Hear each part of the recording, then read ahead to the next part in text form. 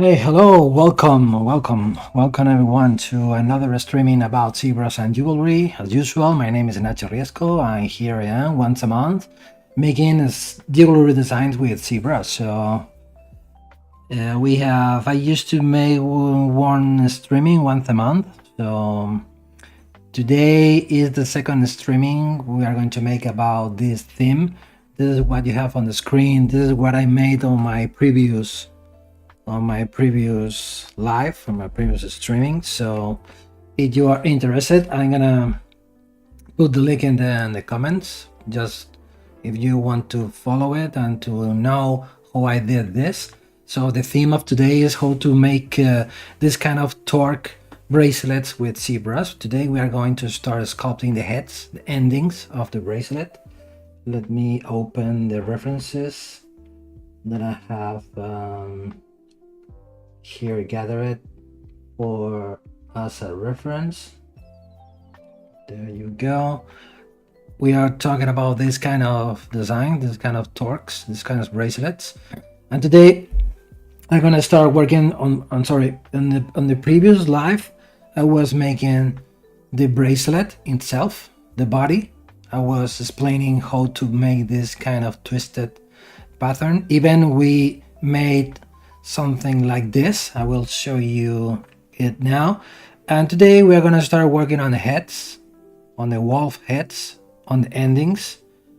So today is going to be more about the sculpting. So we are going to start sculpting a wolf head.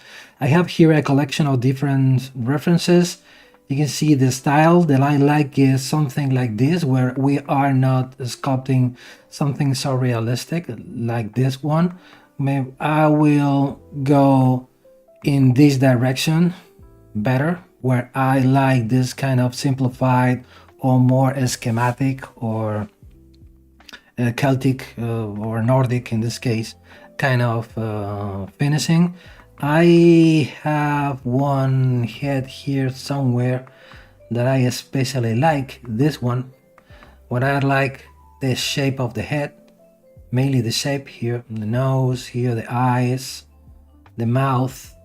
So yeah, it's a mixture between realistic and stylized, this kind of more with simple lines, hard surface looking head, we can say. So okay, let's see. I'm going to leave this open. I'm gonna get into the mode, always on top. So I will put it here. I will select this as main reference. And before I start working, of course, I will show you here. You can see here we made different versions. Let's see what we did. So we were making this one. We were making this one too. We were making this another, no, not this one. We were making, let me hide this. We were making this version. We were making this another one, where we have this another one. Maybe this one is the one that I will use as final choice. We also did this with a little ball with balls, this textured balls, and maybe we made another one. No, this is the base mess. So maybe I will keep this visible with this option, right? Maybe the balls, I'm gonna increase the thickness of the balls a little bit, something like this, and we will start working from here. Or maybe here I'm seeing maybe the thickness of the bracelet, maybe it's too thick. We can say we can make it thinner. We can make it thinner, we can softening a little bit. Let's make it thinner. Let's make it smaller. We have this cylinder as a reference for knowing the size of the wrist. And let's see how we can let's make this smaller. And maybe if we increase now the thickness, let's reduce the size, increase the thickness. Let me check the polygroups. Okay, I think we are good with this size. Yeah, you can see I was using this, another tool for cutting the endings. You can see here what it looks like without the light boolean button up active. Okay, I have an issue here with my interface. Let me fix it first. I need to go to config, unload my UI, because I just updated ZBrush to the latest version. You know, it's 2026.2.1. I was using before the 0.2.0, and that's the reason why maybe the interface has not been updated with the proper distribution. Let me fix it here because I already have here my... Okay, there you go, my backup interface. You know that going to preferences, clicking on config, here you can save your UI files just in case you need to restore it at any time, as I already just did now with my interface. Okay, let me check first if all of the settings are working properly. Let me know if the music is too loud or is too soft. So just let me know on the chat. I will try to pay attention to your comments and to your questions as usual. And in the meantime, I will keep working on this. So let's see. We can, because here we have a different version of different bracelets. Also, it's a good idea of having this kind of finishing. You can see here it could be completely circular, but also we can find this kind of finishing when in the inside of the bracelet we have a flat surface. Or maybe this is gonna be better for this kind of designs, not for designs that we decide to use, but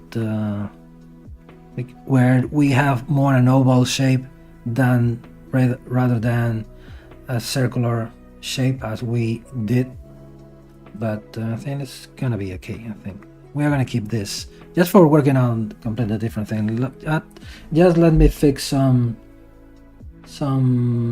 details that I don't like. Maybe let's make this smaller. Let's try to fix this. You can see here we have a problem where the balls are floating, so they are not connected with the surface. Here we can have a problem with the printing or with the casting. It will make this like this that we already have here on the screen here, where we are having gaps between the body of the bracelet and the balls. Maybe for that and for making an overview how I did this, I will show you how to fix this. So you can see here on my bracelet I have creased edges here. So I did this on my previous streaming. I will share with you here on the chat. Okay, where am I? This is the chat. Okay, let me share with you the previous streaming. Probably you already know, but you go to the YouTube or to the Twitch Maxon channel, you will find it there, but I will share it with you anyway. Let me find it. There you go, here it is. I'm going to share and copy the link, and I will paste it on the chat just in case any of you is interested on following the process from the beginning, so where we were making the bracelet. Okay, let me come back here, and click on here.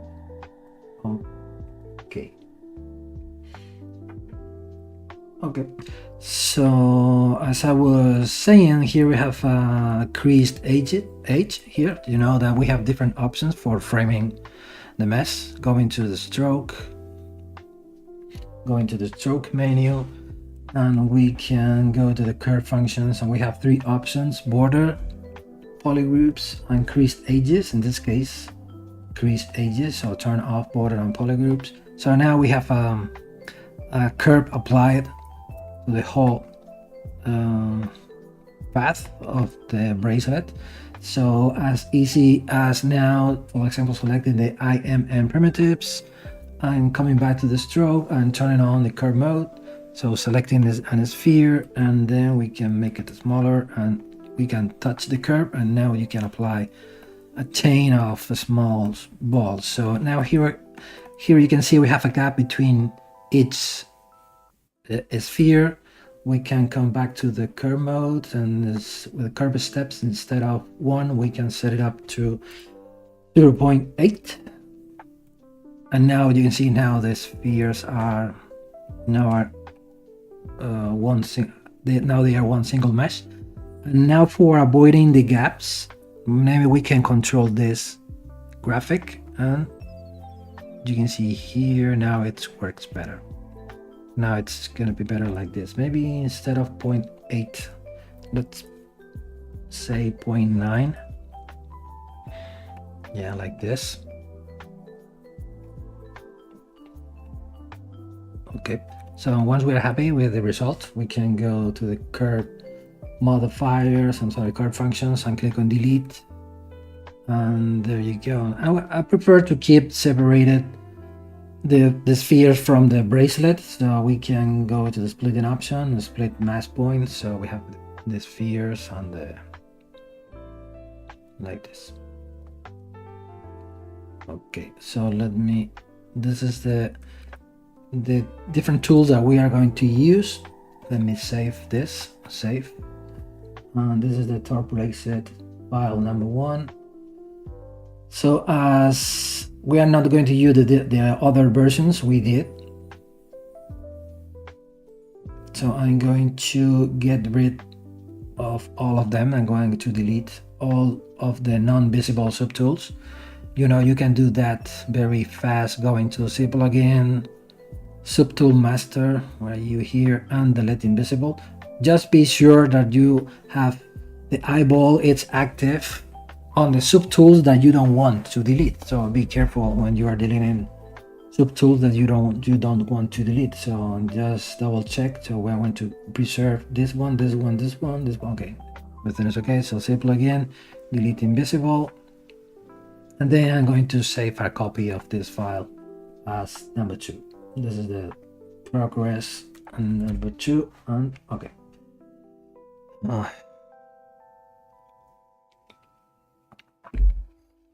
Hey, and there is a question. Hey, hope you are fine. I'm fine, thank you. Hope you are too.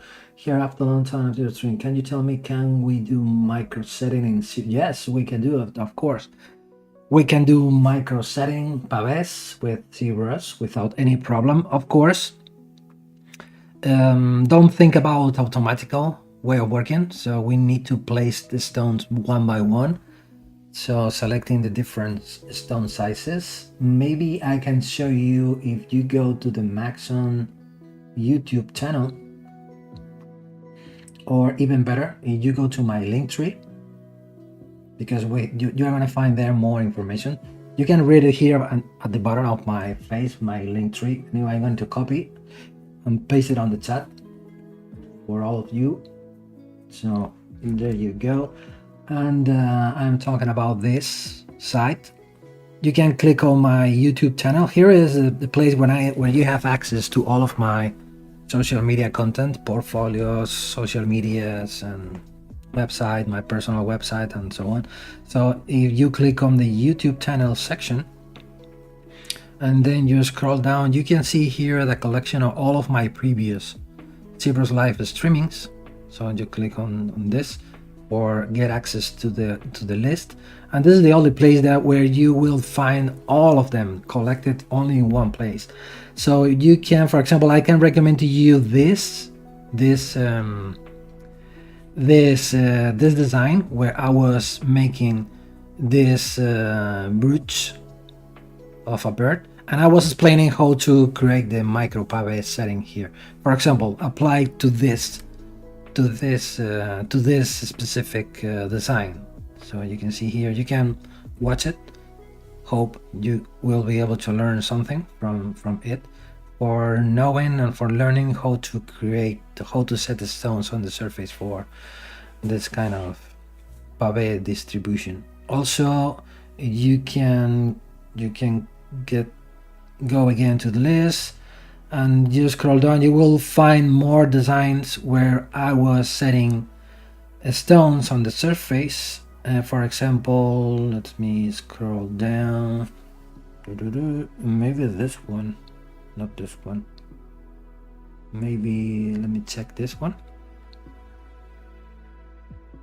Yeah, it's more or less something similar. Let me, where is it? Maybe not in this video. Maybe it could be in this one. When I was, you can see I was starting inserting the different cutters calibrated with its own stone size or gem size.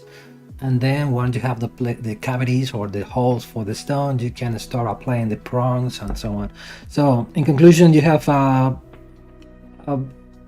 large collection of videos related about jewelry design with ZBrush, and on any of them you will find information about how to set the stones on your designs with ZBrush. Okay, let me put this. Come back to my second monitor. Let me know if you have any questions when you have the chance to revise them. If you have any questions or comment, just write me or put a comment on the video, and I will pay attention to your question and I will answer you as soon as possible. How to get ZBrush clay sets? Yeah, very easy. Just Google ZBrush. This is blah blah blah blah ZBrush materials. You can see here, as easy as taping this, and you will find the link here. For example, ZBrush. I think the best place is gonna be Gumroad, maybe, but with this searching, you will get access to all of the content from this artist, where you can find all of his materials. For example, this is a place from Pinterest. I don't want to. Well, it's gonna be very easy to find. So visit the place, and you will find here, for example, the different packages of clay materials from ZBrush. I have to say that they are very cool. I use many of them. They're very useful for sculpting and for designs representation. So I strongly recommend to you if you don't know them. So they worth.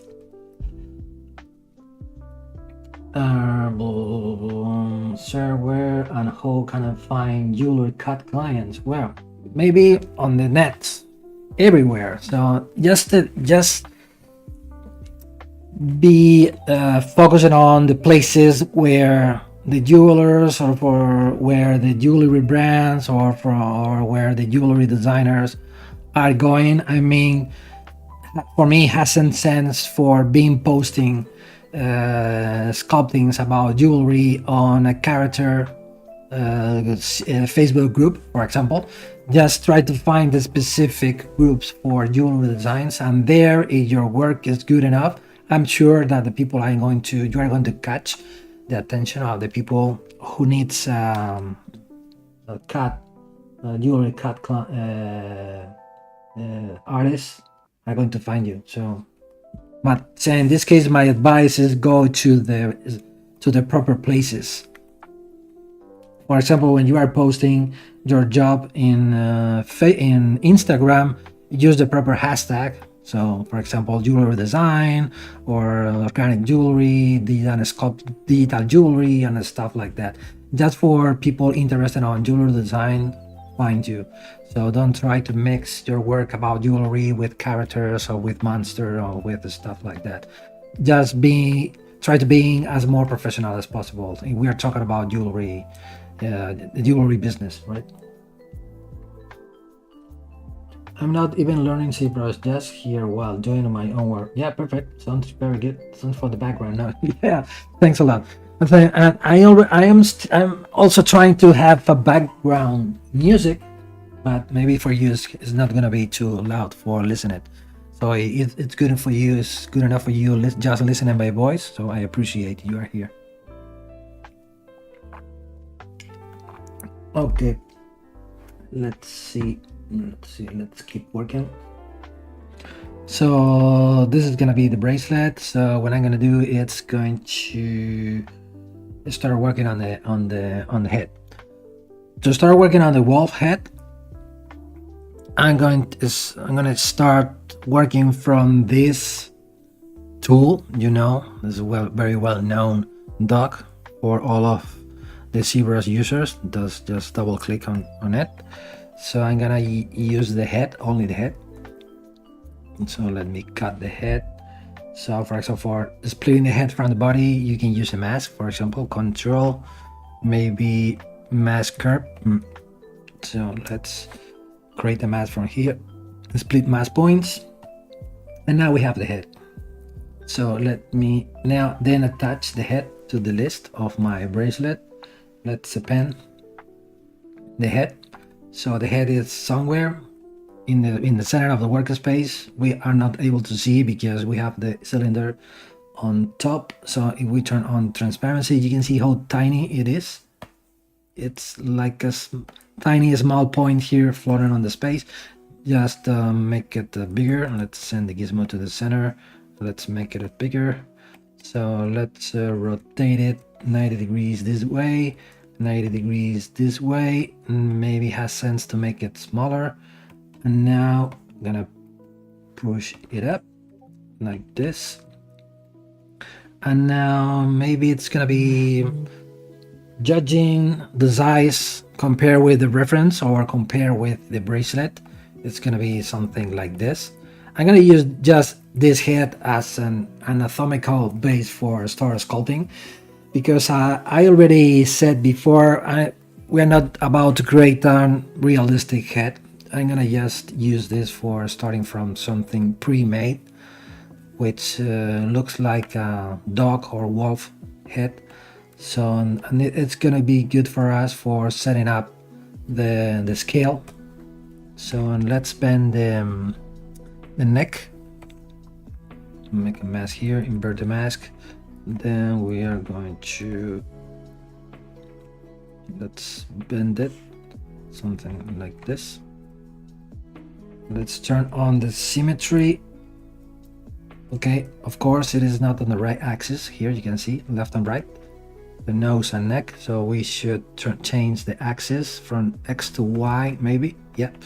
So if for example here you can see here the object, it is not exactly in the middle of the workspace. You can see the symmetry doesn't work. Very good. It is not exactly in the middle. So I have here on my custom interface these three buttons where pushing, for example, in this case 0Y, I'm gonna be able to send the object to the center of the Y axis. So now I'm sure that I'm working with 100% symmetrical piece. So with this, gonna be enough, like this, like this. Let me save it. Maybe we can do this. Let's get rid of the let's remove the ears. So for this kind of things, of course we can repeat the same process as before, masking in split mask points and then delete the ears as a new subtools. But I like to use the Sculpting Pro. For example, you pressing the shift key for start using this smooth brush, where we keep pressed the shift key, we can turn this on, and now we can start removing any part of the mess that we don't want to use. For example, remove the ears, and now close holes for the back. And this maybe could be a little bit smaller, and maybe we are going to cut the neck somewhere around here. Maybe we can fix this shape a little bit, and that's it. I'm gonna put everything inside of the folder. I'm gonna create two folders. One folder for the bracelet, new folder. This is bracelet folder. Everything is going to be inside related to the bracelet, and a new second folder called wolf head. And this is the so we can now, let me see what happens here. Okay, the things that is happening, we can send this subtool to the end of the list. No, and we need to send this here as well. Okay, now everything is well organized, so I can turn this off. And as we are only going to work on the head for now, let's hide the eye from this folder. And this is the head. Let's start working on the head. So let's start converting this into a dynamis. Let's check first how big is this. You know, the way that where we can control measurements inside of ZBrush, it's a plugin called Scale Master. We go to Z plugin and open Scale Master plugin. First, set up the scene scale. We are working on millimeters, so click on this box, and the head is 18 millimeters, 18.5 millimeters by almost 10 millimeters by 11 millimeters in Z. I mean, why is this axis from left to right? You know that I like to have, okay, let me find it.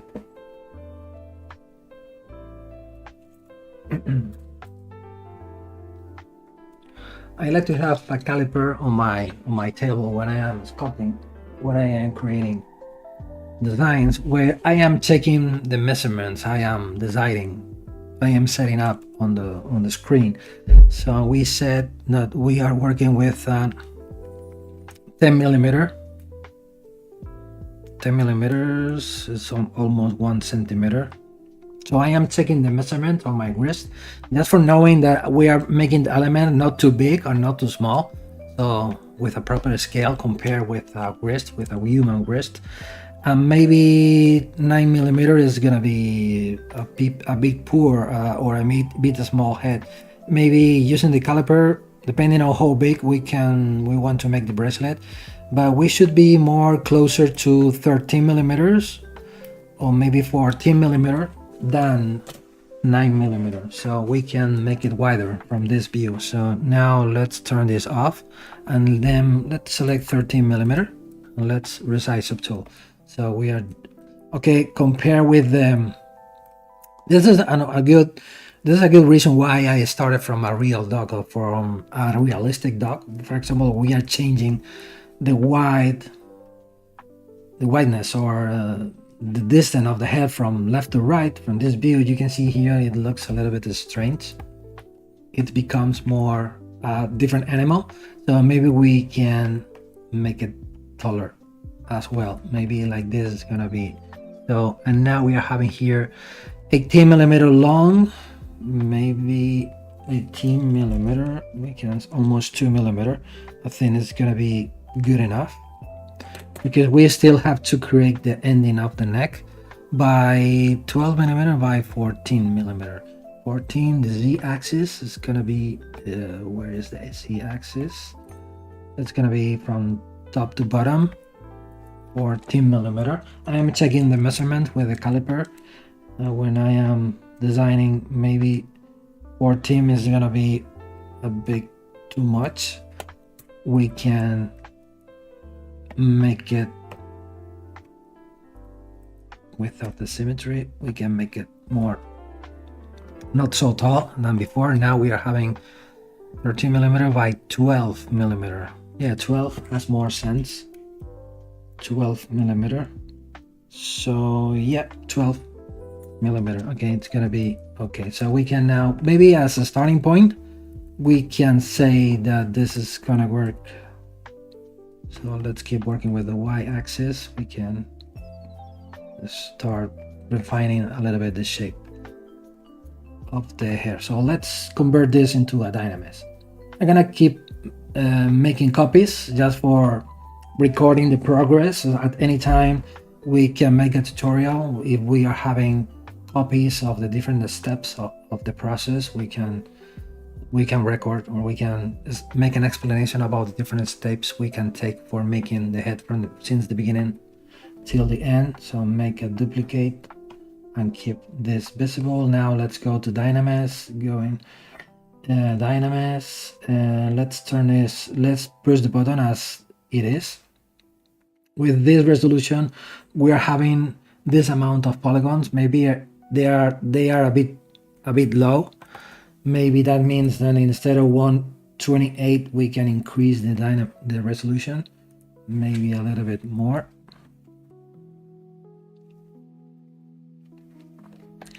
Maybe we can smooth this, maybe more polygons, 180.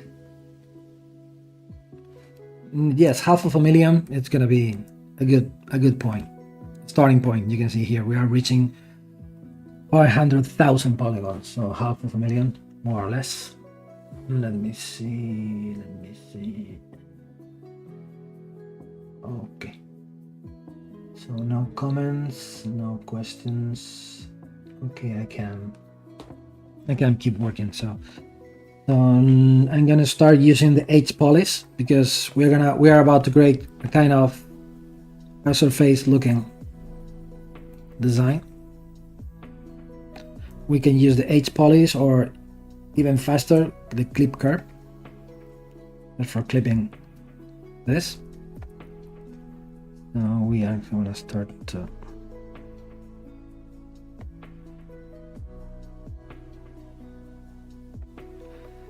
so we can make a plane here, make another plane here.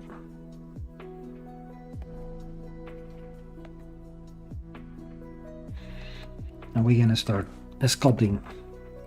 Let's fit the eyes here.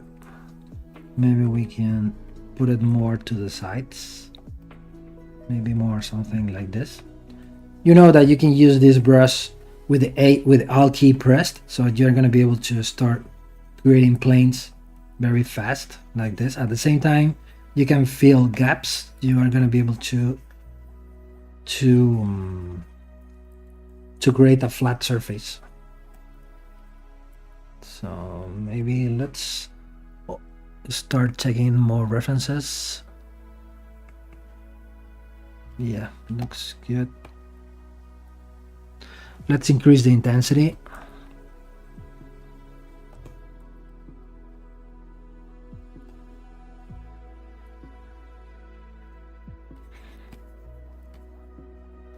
So you can see I am using the Alt key and the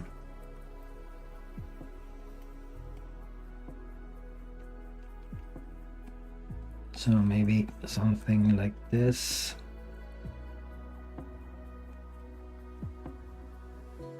At this moment, we are just searching the forms, right? We are not making definitive shapes or following a realistic head. We are just looking for a good balance between the forms we are sculpting. Like this. Let's make this a little bit longer.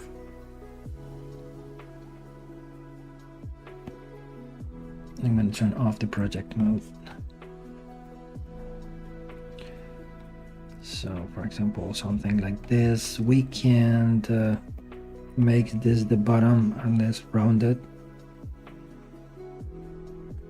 I'm sorry, more rounded. So I'm gonna insert here the connection. Okay, I still having this curve mode active. It should turn it off. Like this.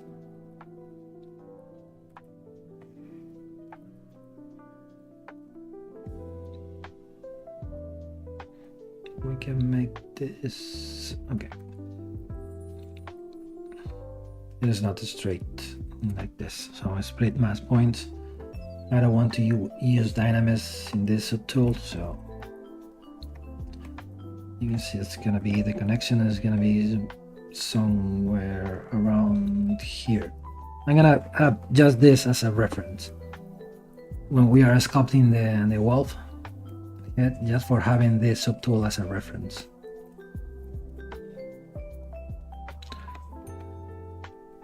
Okay, let's see from the top. Looks good.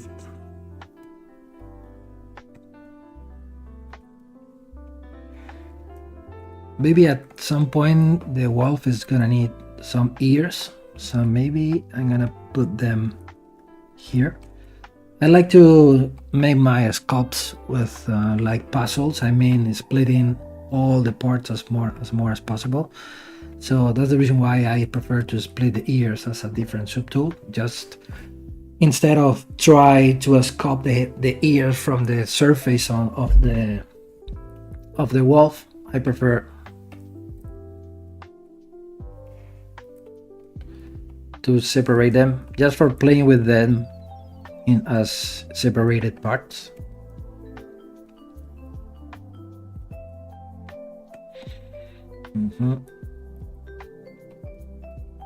We can use the IQ curve option for the endings. Maybe something like this.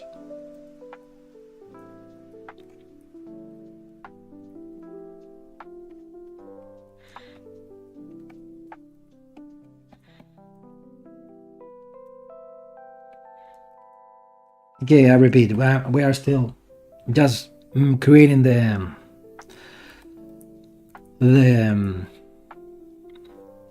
composition. So let me check some references. Here you can see here, this is a very good references. Very simple but effective heads. So maybe we're gonna need a cavity or an empty space here inside of the mouth. Maybe it looks good. I like this shape. Let's see if we can create something similar. Let's append. Okay, we can still. You can make a copy of this one. We can send it to the center. Turn on the symmetry, rotate it this way, get something like this, make it bigger, something like this, and maybe we can turn on the boolean, and this is what we get, a negative space here, and maybe we can start changing the shape like this. We can use the taper options inside of the gizmo. Taper, changing like this. Now we can change the shape. Okay, maybe I'm gonna make a mess. This.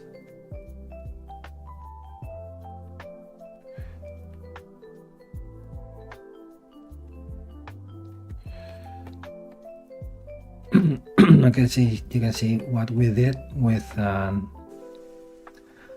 cylinder. Let's groups find almost, crease polygroups, subdivide the mass, and now make a zero measure, just for having a more regular surface.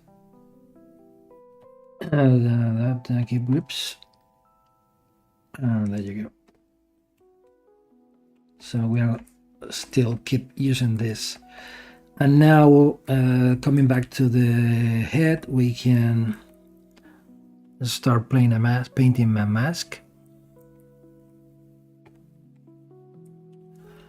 Welcome website or pack. I don't know what you're saying, so let me see.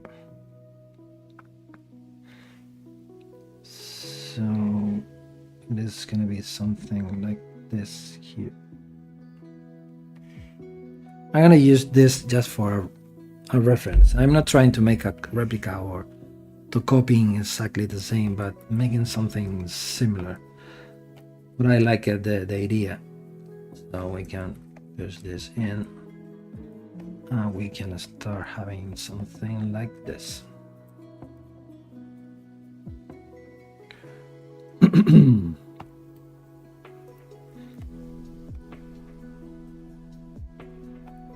Okay, and I'm gonna do this. Let's start using the clay buildup.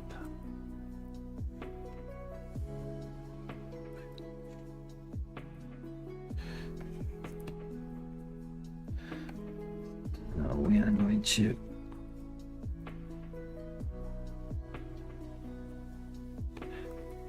this is pure sculpting. So when we just start blocking the shapes, just for you are at the same time you are designing something, you are making something from scratch, which doesn't exist, and you are using your ideas that comes to your mind. But at this point, you are not 100% sure about what you are doing. You are just making forms. And for this, ZBrush is very, very useful because it allows you to work very fast. And for example, something like this. So at some point, probably today, depending on how fast I go with this or how fast I find the shapes that I like or the shapes that I'm looking for, so we can start cleaning the forms and start refining the forms and start getting more finished sculpt. But at this moment today, mostly the session of today is gonna be more about investigation when you're sculpting. We can call it like this. You can see here, this is we are just changing shapes and forms. This is another reason why I decided to go directly to Dynamis, because during the process it's gonna be necessary of being destroying and sculpting forms. So that is not possible if you are working with a regular quad mesh or with a series measure. So you need the freedom of destroying forms and creating new ones.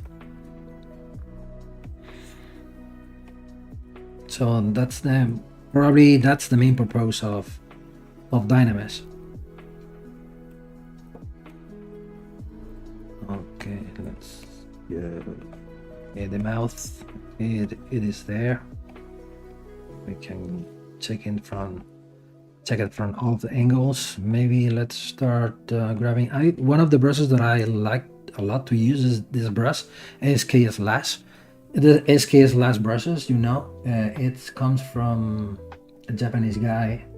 Let me SK Slash brushes, just in case you are interested on using them.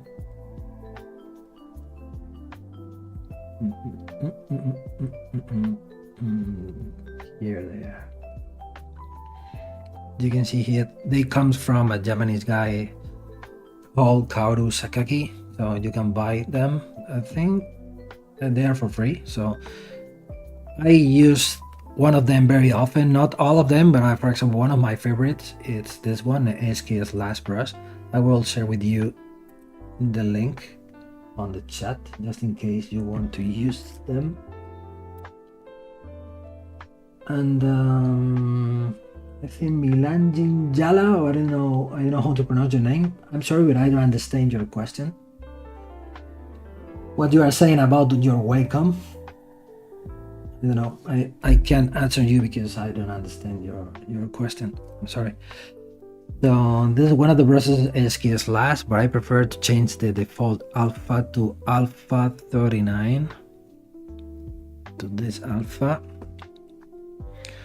I'm gonna use this brush, start using this brush as a knife with a shorter lacy radius to start investigating more forms. I like the shape of this head. Let's see.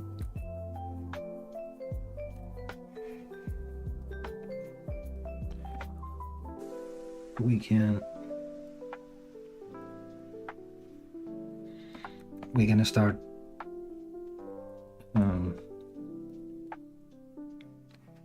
putting the eyes here. Maybe you can, using the Alt key, you're gonna start creating corners like this, and maybe you're gonna start sculpting forms or having forms. You can see something like this. I like them, so maybe we can then start using the H polish.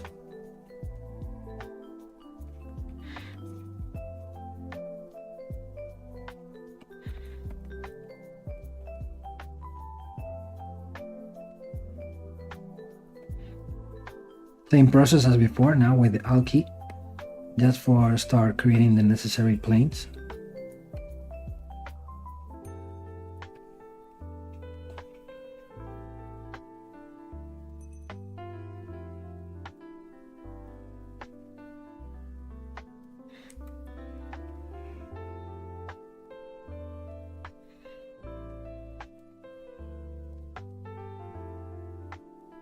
Maybe like this, or maybe we can bend this way a little bit. Let's hide the ears, and not you, here the ears, and let's keep working on this.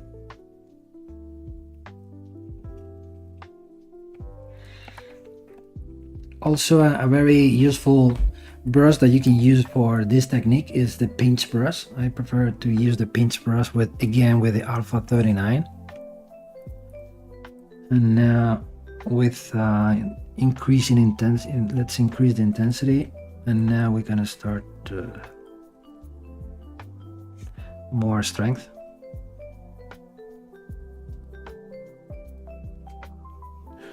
And then you're gonna start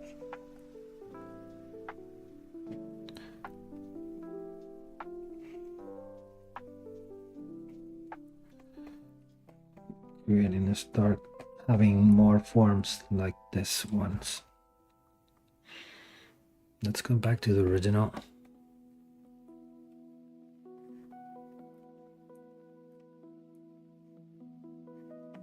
Okay, let's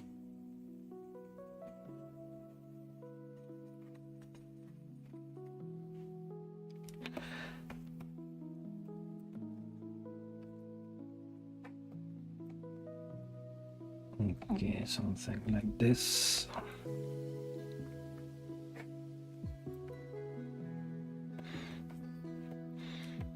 And now what we can do is thin the form, the shape of the head start looking good. Another good option is use the help of the morph target. You're gonna store your morph target.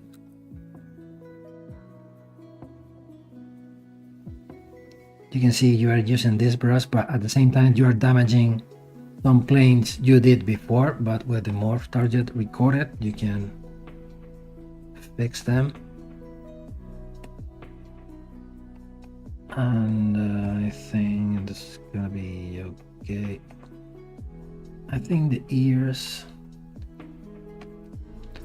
can go over the cylinder here. It's gonna look nice.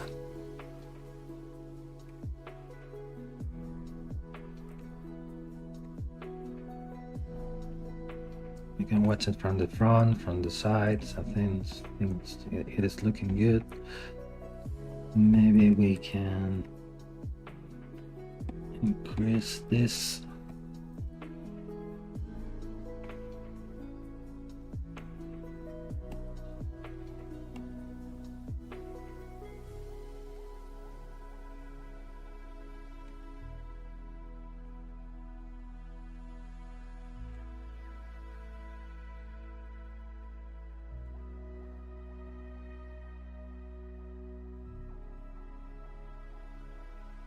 Okay, let's same thing from the front, from the sides.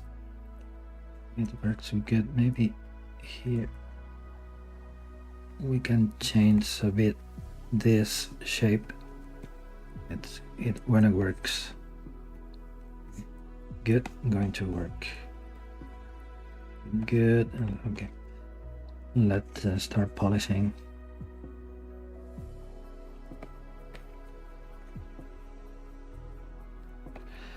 Okay, another feature that I don't use it very often but could be useful in these cases is the clay polish option. When you can clay it, you can polish it.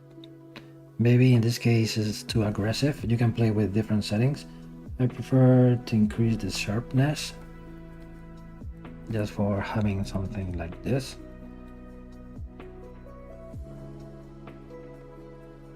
Maybe we can fix something in the mouth.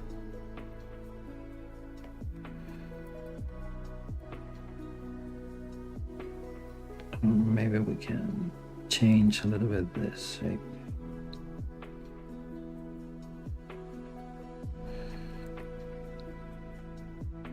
Okay.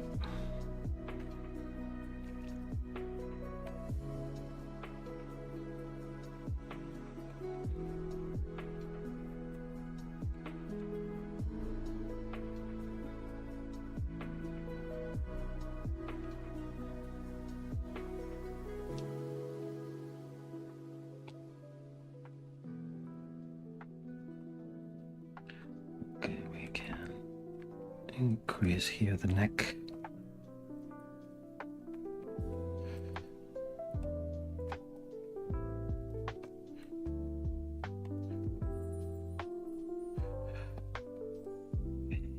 Maybe let me find good ears reference. Maybe we can make a point ending here. It's gonna work more, making the ears a little bit more aggressive. Yeah, something like this. Maybe we can make them bigger from the top. Let's see, something like this. And now we can more send it a little bit to the back. We can paint a mask here for the cavity of the ears. Don't forget to use the masking process for sculpting forms instead of trying to carve inside of the surface. In many cases it's easier to paint a mask and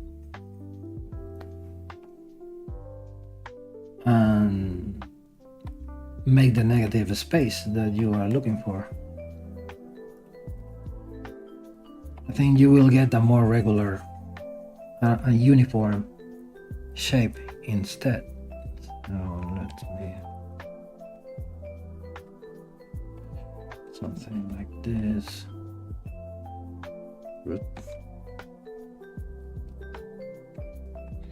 Okay, the ears are starting looking good. Maybe one thing that I don't like, maybe the ears, the eyes, they are too long. Maybe we can start changing this.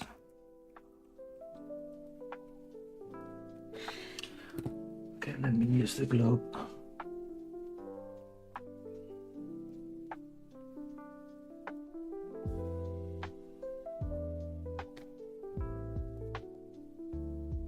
Yeah, a good question. This is you both very difficult to pronounce your name, but yeah, that's a very good question. Maybe the better advice that I can give you is never trust on yourself. If you are an artist or you pretend to or being an artist, never stop trusting on yourself, so on your art.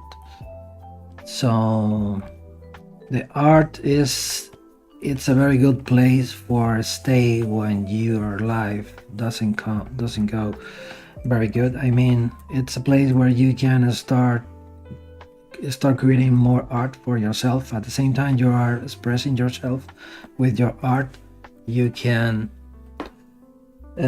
keep practicing and keep growing, and at the same time having more possibilities, more chances of finding job. So at the end, the key is gonna be the practicing. So never regret. So never give up, and keep practicing or keep making art as more as you can. So never start trusting on yourself. So even today it's the internet, the net. It's a great place for learning. Not than probably years ago, where you need to find a school and to pay money for learning something. Today there are a lot of free content, and there are many different artists who are sharing their art, and it allows you to learn from them. So keep working and keep practicing and enjoy the art. You can see here I am trying to start creating secondary shapes.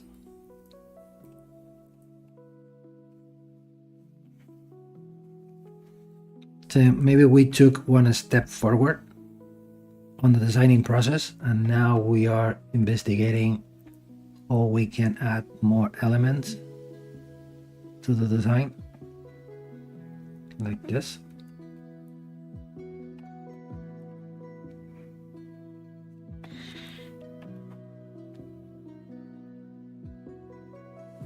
I think all of us are having a moment like that one, when in life we are not having a lot of success in the life. We need money, and we need incoming. And I think something similar happens to me. I mean, not many years ago, but well, a time ago. But I kept practicing, kept using ZBrush till I was able to raise my skills. So then the jobs and the commissions starts arriving to me. So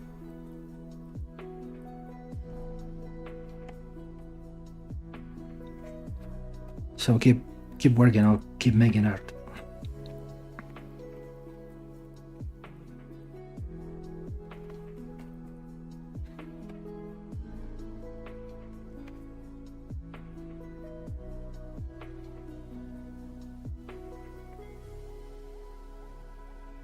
And you can see here we are having this. Okay, I think things will start looking good, as at least as I was thinking. Like this. Okay, so at this point you can see here we have an interesting shape of the wolf with a good balance.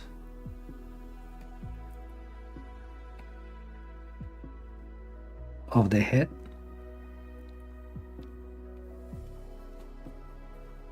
You can see here also we can have a more aggressive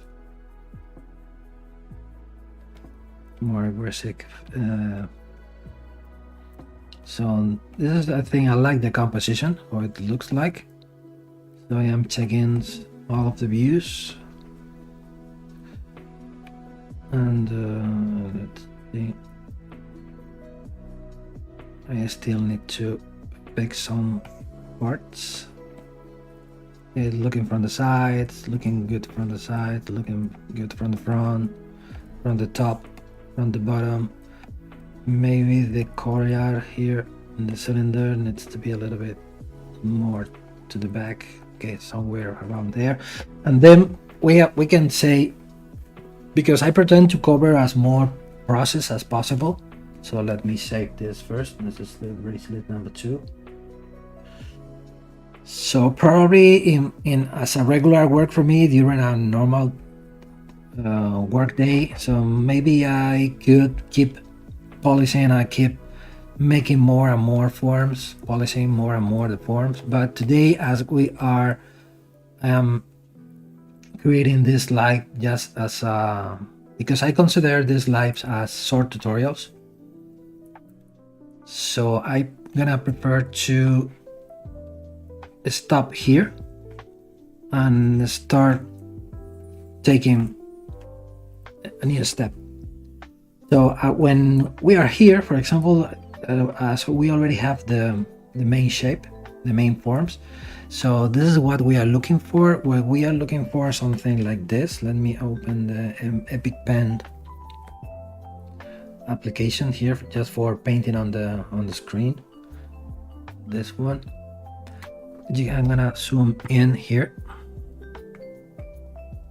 because you can see this is a very common finishing you can find on this kind of bracelet or more jewelry designs on the industry, where we have cavities and we have high levels and cavities. So, and the cavities are blackened with a patina, with a black patina, just for reinforcing and enhancing the details that we are sculpting. For example, here you can see here the borders of this scroll. But so at this point, the thing that we are looking for example, if we are watching this, let me paint something. If we are watching at this should be, this is the highest point, this is the lowest, this is the highest again, this is the lowest, this is the high end. So we are looking for these layers, these levels of depth from the surface. So for example, here, I mean, it's something like this when we are having, right? So maybe in blue, it's gonna be more visible. So we are looking for the recessed areas when we are going to apply the patina, and we need the highest point like this, just for polishing the surface, for getting a shiny reflective surface. So with this idea in mind, what we are looking for here is having here, this is the yellow for the highest point, here this is the highest, and here the eye, and here, and blue for the recessed areas like this one, or this one, and this one. So it's gonna be necessary to start playing with the surface for getting cavities and relief and positive surfaces, for trying to achieve this result of this finishing as better defined as possible. And for this purpose, well, for when I am about to create this, to start splitting the different elements into different subtools. I will explain to you what I mean. So for example, as the first choice, I'm gonna make a copy of this. This could be called the design process number 2. I'm gonna start painting a mask here. And let me start with, I am using a mask with the lazy mouse and with the focal shift to -100 for getting a very good defined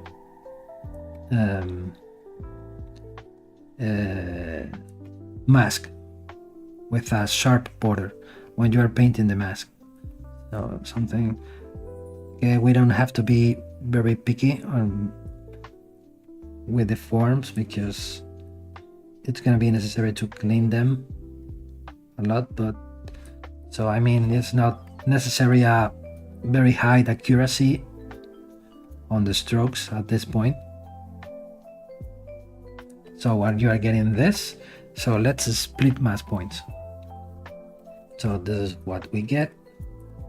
Control drag to fill the gap. Here we have a problem here because we have a very open can see here.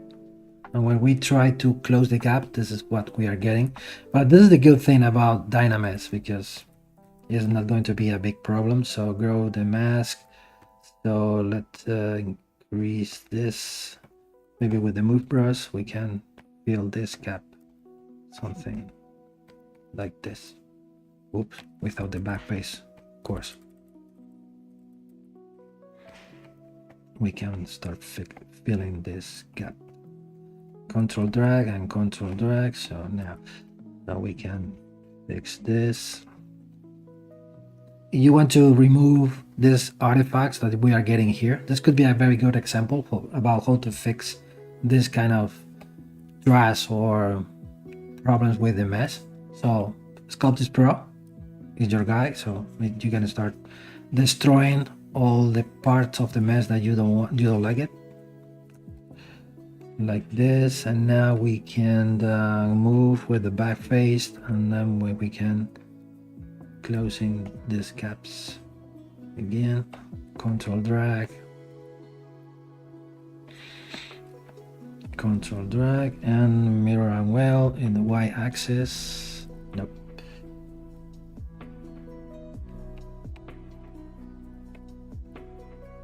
Okay. And now we can start fixing. Oops. Well, without the Sculpting Pro now.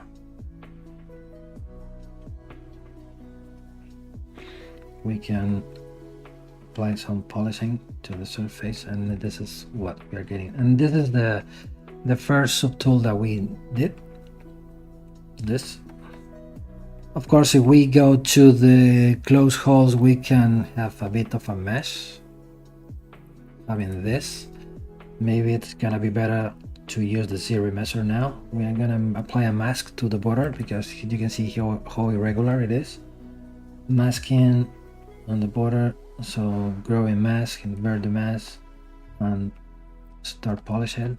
And now we can go to ZBrush, turn off Dynamesh, ZBrush. Let's give me the same amount of polygons. Okay, something like this. Now the half amount. Okay, let's start polishing. Okay, something like this. We can start polishing the surface. Just for getting a flat surface on top. We're working with only one, without any thickness, right?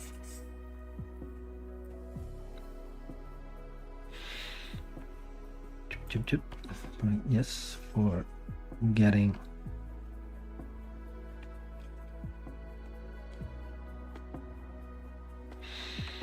this, that is going to be that part. And the way that we can now start creating thickness from this surface is going to dynamic subdivision, turn on dynamic. I don't want now to apply any smooth subdivision, so let's go to 0 and then start playing thickness. You can see here where you can start applying thickness. In this moment, it is not going to be necessarily very thick, very big amount of thickness, so let's stay something around here. We can create an offset because we want to push the thickness to the inside. We can use this value and click on apply. And now we are having different polygroups. Control, tap here, invert the mask, and now we can start making the thickness as we want, just without the back face mask, of course. Just push in, and this is gonna be this band that we made. So we have this first element we did.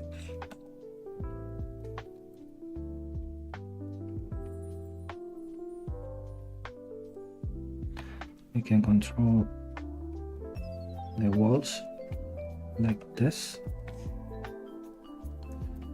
We can apply some polishing. Okay, something like this. Maybe we can make this thing a little bit bigger.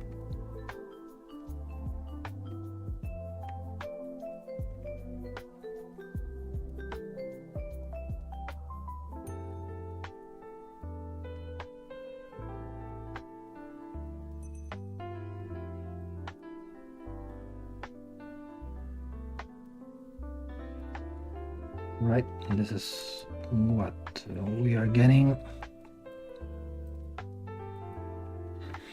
And with this technique, we can start making, extracting, and start creating these raised elements. So now we're gonna need more polygons.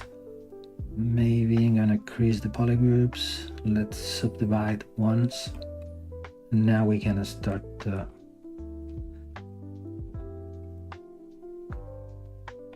polishing these surfaces.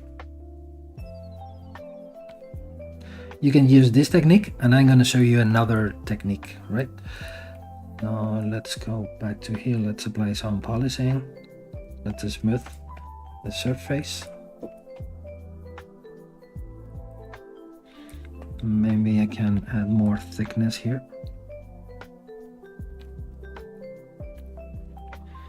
Now with the back face.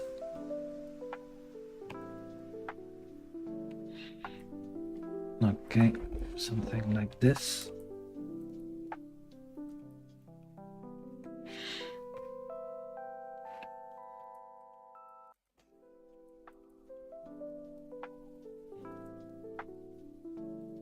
Maybe I need to fill this gap.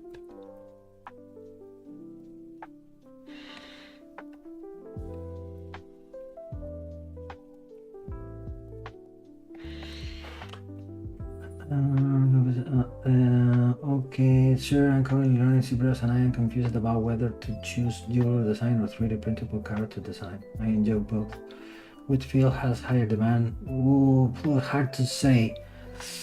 Yeah, it's hard to say. Maybe, I don't know, maybe both worlds could be connected. I'm referring to jewelry design or 3D printable characters where we are talking about miniatures or something. Maybe the concepts when you are sculpting and designing, they are a bit different. We can find big differences.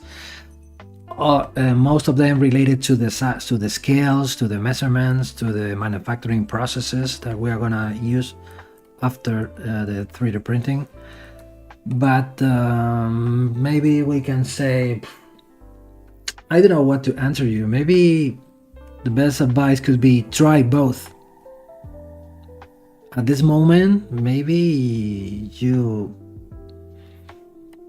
are not 100% sure that which one it's gonna work better. Maybe I can say maybe you can find more competition.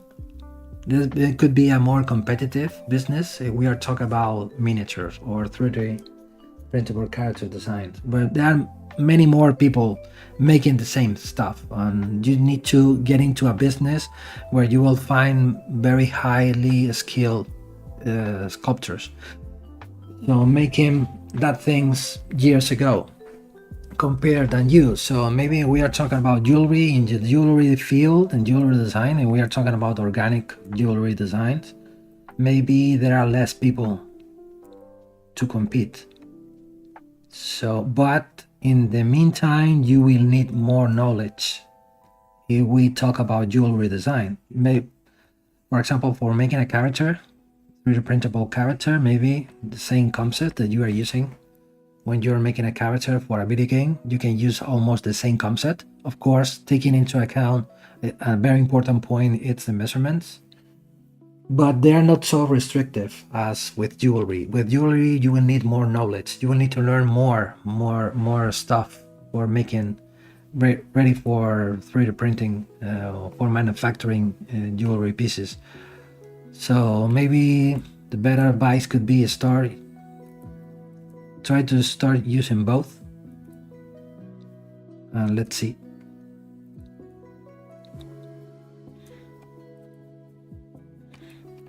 Let's start creating a new one here.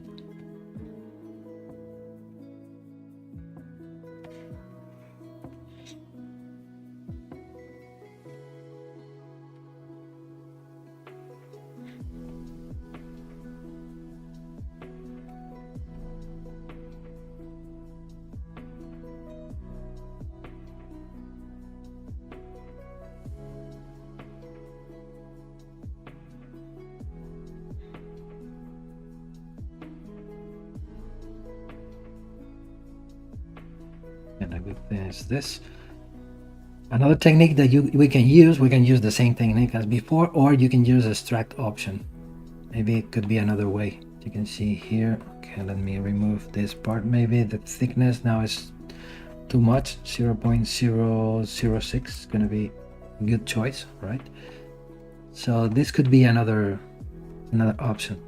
When you are extracting elements directly from the surface, I just recommend to you make this simple but effective way. Get rid of the internal surfaces, so delete hidden and close holes, just for having a higher thickness.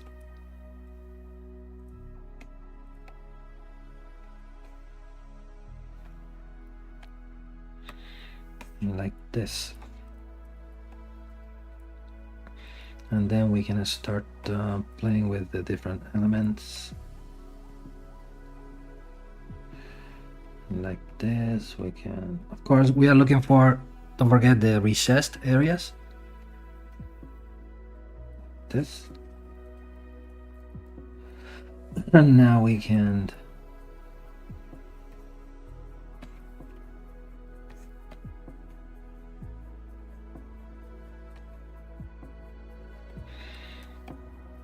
okay, something like this.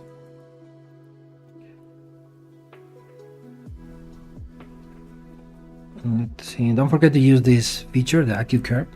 It's going to be very useful for pointing endings like this, because this is the difference between, this is with AQ curve and this is without AQ curve. You can see here the differences between both. So as we are looking for pointy endings, it's going to be better to use the AQ curve option.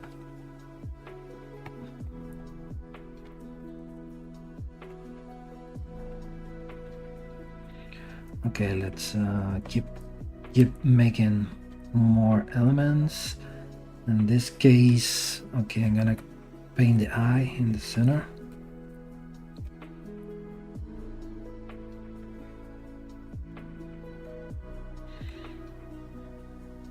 Yeah, something like this.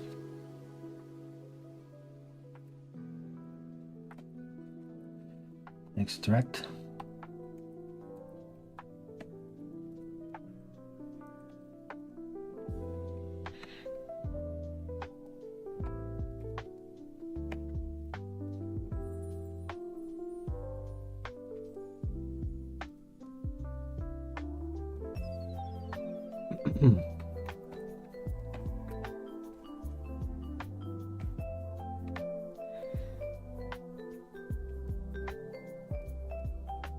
The same thing here with the AQ curve active.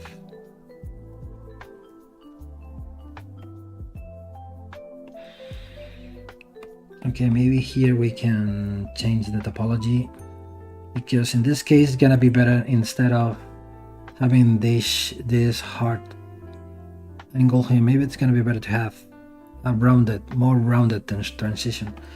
For achieving that, it's gonna be better to change the topology, going to zero measure.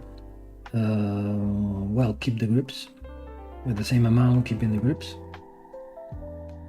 and now we can start polishing.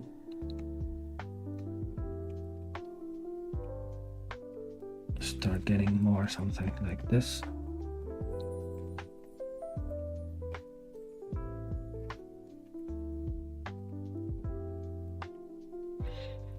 Also with this, we can change the topology, telling to ZBrush that we want the same amount of polygon but keeping the groups.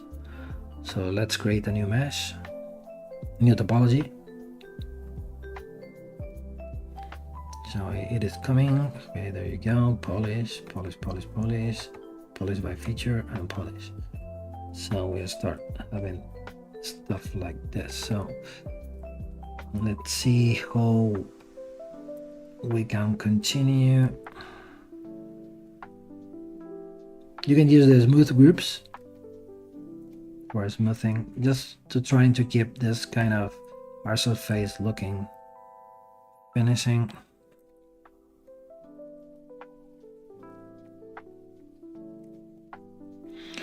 Okay, let's see. Let's go with the mouth. I like this path that we are having here. For example, we're gonna start painting a mask here. Goes here in the border. Is reaching this. And now it is continuing this.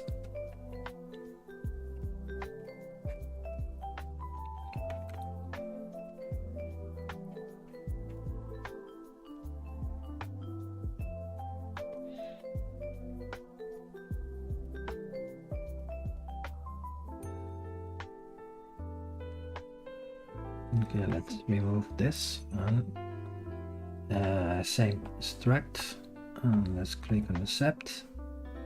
Let's polish by feature first, and now we can send it here.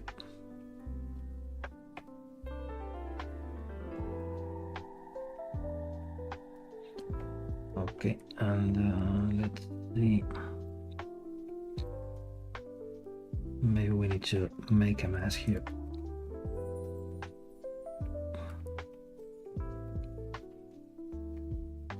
Maybe in this case, gonna be necessary to. This is a good thing about working with this process when we are extracting meshes from a mask. You have the polygroup organization already made, so you can now control tab here and invert the mask, and then you can increase the thickness to the inside very easily.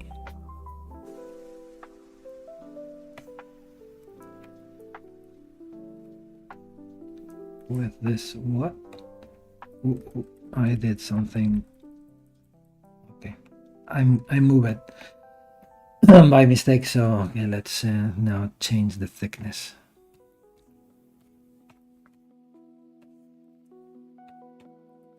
Okay, something like this. And let's start fixing the forms. This one should be here. Let's create a gap between both elements. Here, maybe here we can apply move infinitive with backface mask, or apply more thickness. Something like this.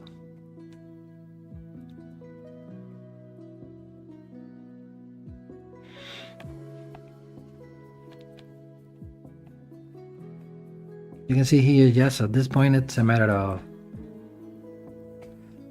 start placing all the elements.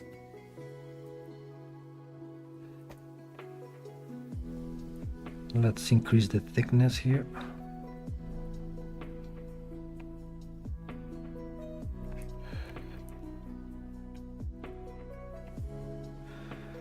And for example, we can go inside here, this.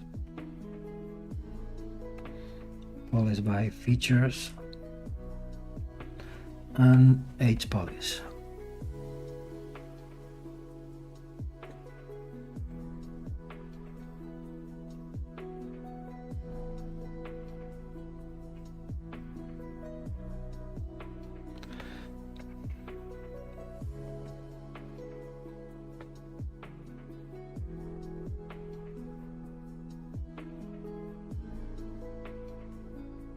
Maybe here we need more thickness. Okay, something like this.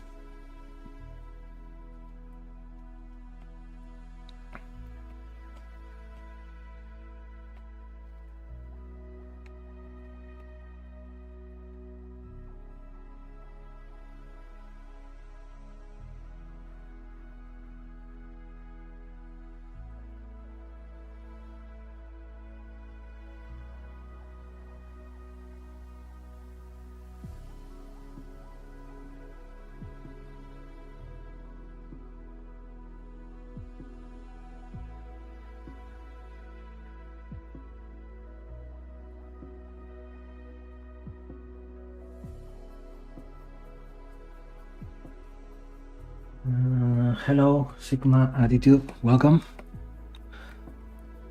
to the stream. Let me know if you have any questions or any comment.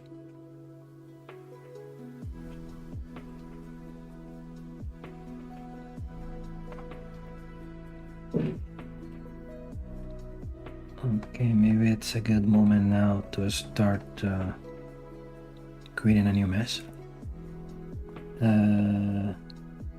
Let's say the same amount, but keeping the groups.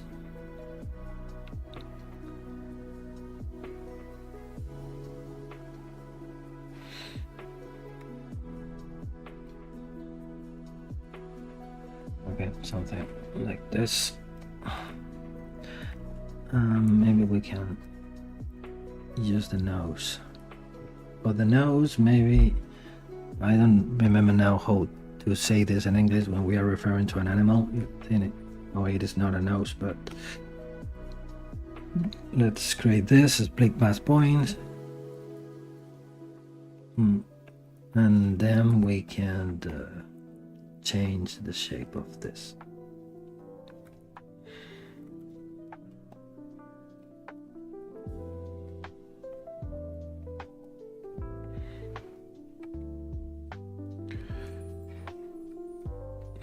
So let's start polishing with in this case maybe we're gonna need to change the shape a little bit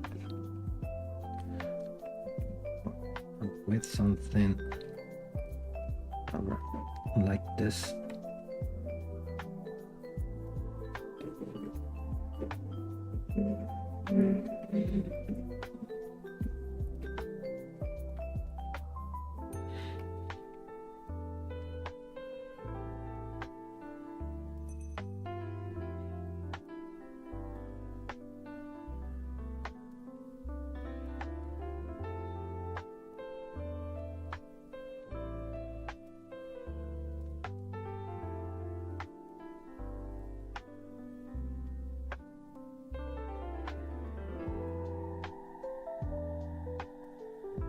Maybe we can use the clip curve for clipping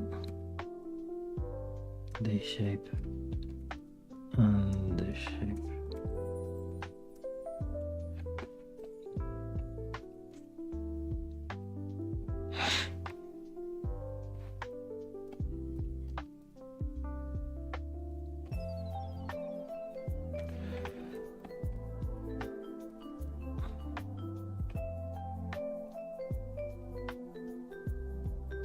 Just for all of you who arrive late or they don't know, they don't understand what I am doing, I am creating the endings for our bracelet.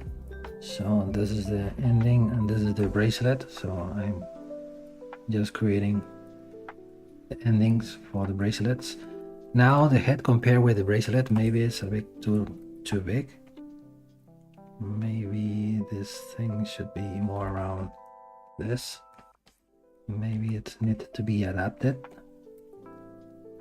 On the previous streaming I was making the bracelet body or the main bracelet, and today we are sculpting the endings and we decide to create a wolf head for the endings, right, with this kind of Nordic Viking style. Okay, let's work on this part. For example, here what we can do, we can paint something. We should keep in mind always when we are creating jewelry, and I was referring to this before when I was comparing jewelry with the miniatures. We should keep in mind always when we are creating jewelry, we are creating most of the time very tiny and very small objects. So we can get crazy with the amount of details we are sculpting on the surface. We always should consider the final size of the model that we are sculpting on the screen. So here, for example, we are talking about a piece of 4mm. so it's a very tiny part on the head. So we are looking for, in this case, clean forms more than highly elaborated detailed surfaces. For example, let me think about something, for example, something like this.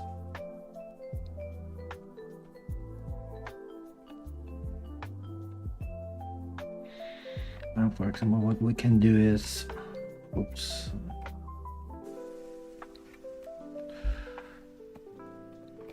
we can move this element maybe here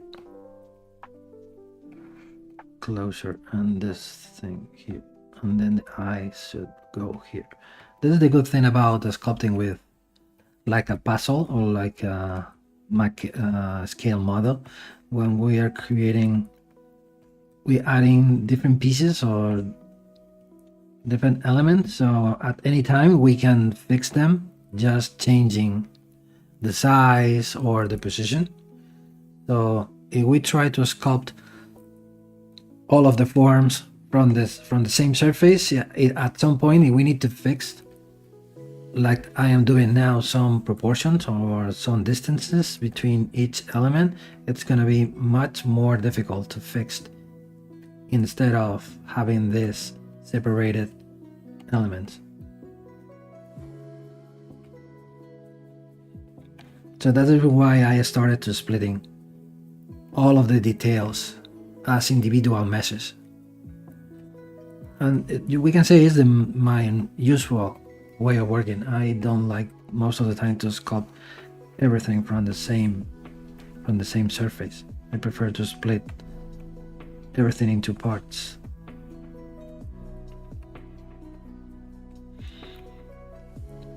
Okay, let's split this.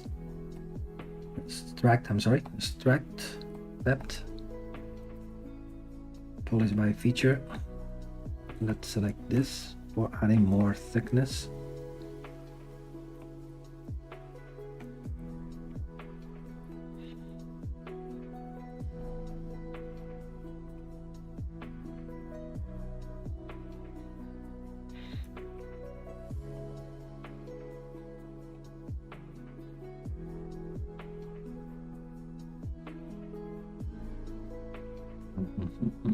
Okay, let's create a new mesh.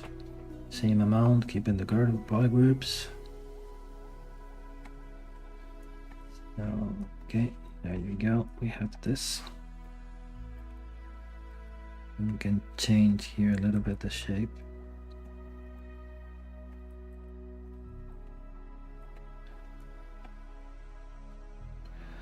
Here we can use the same techniques as usual, AccuCurve.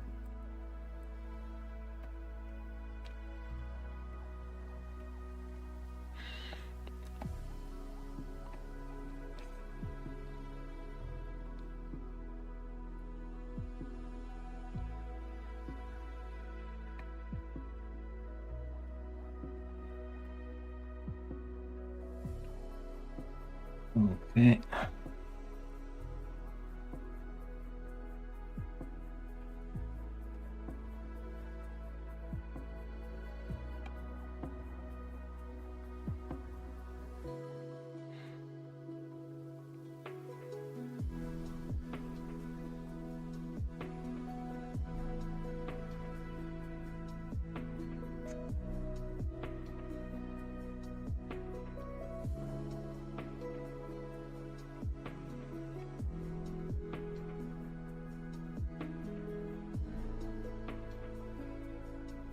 And maybe I can say I can add to the conversation we had before about jewelry and scale figures or something like that. Maybe there are more, you will be able to find more offers, job offers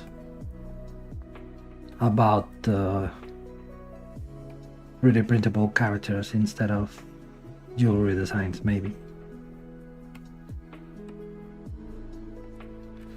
Because the brands, not for any specific reason, maybe it's because the brands, they are more used to work with digital tools like ZBrush and like 3D printing. And the main tool, the main way of working when we're talking about digital sculpting is ZBrush, and when you need to create 3D models for being 3D printed, scale models, you must use ZBrush. But if we talk about jewelry, ZBrush only can cover, well, not only, but mostly cover one part of the business when we are talking about organic jewelry. So we are not talking about traditional jewelry stuff like wedding bands and stuff like that, where there are much more softwares which are able to create that stuff, and there are more artists who uses another tools. Maybe that's the reason. Maybe that's the reason why maybe the offerings are lower, because not all of the brands are looking for organic designs. So most of the time when we are talking about jewelry, covers more traditional designs than custom or organic designs.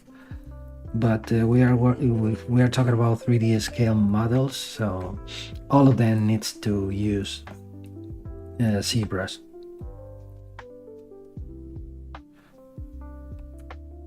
So they are always looking for 3D artists or 3D digital sculptors.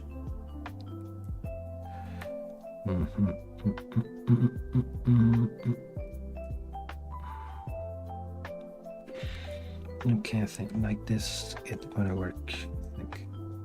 Okay, let's see what we do with this part.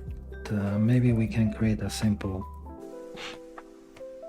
ending here. Hey Francis Design 40, thank you very much. So we can create this instruction here.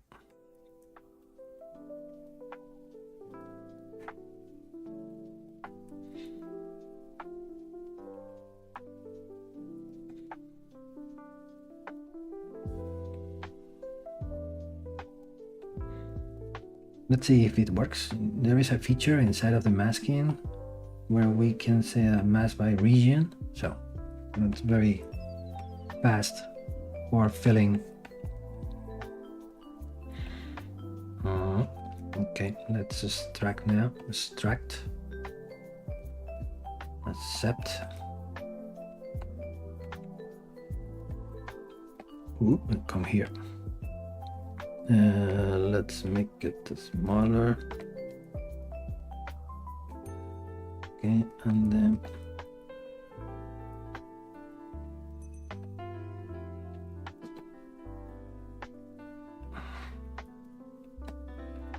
oh, I extract this by mistake, so let's get rid of this piece, hide, delete hidden, and now we can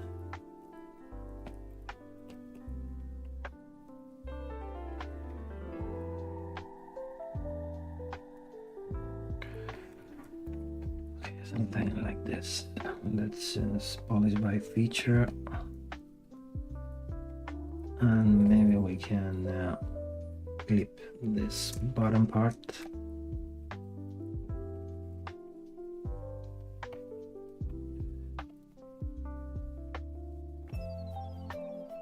Just making something like this. With the Acu curve, we can fill these gaps.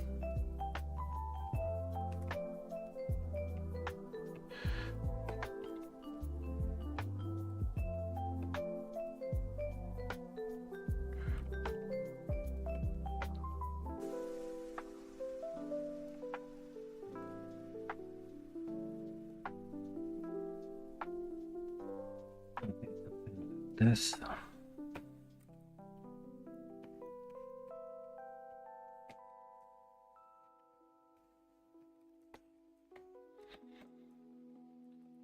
Okay, we can create a new mess, same amount, keeping the groups as usual.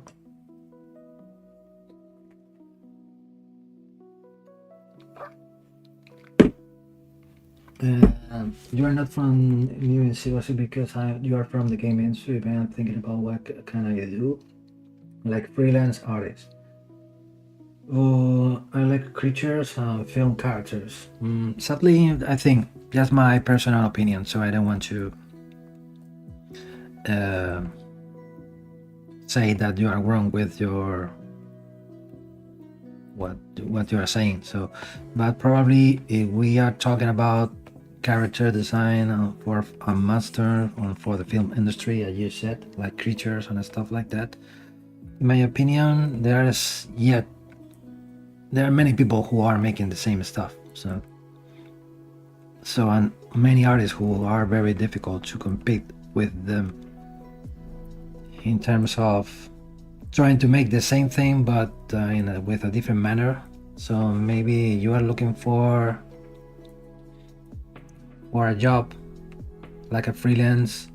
Maybe it's gonna be better if you try to find industries like, for example, the jewelry industry or the miniature industry, where probably you will find less competitors or less people who are making the same thing.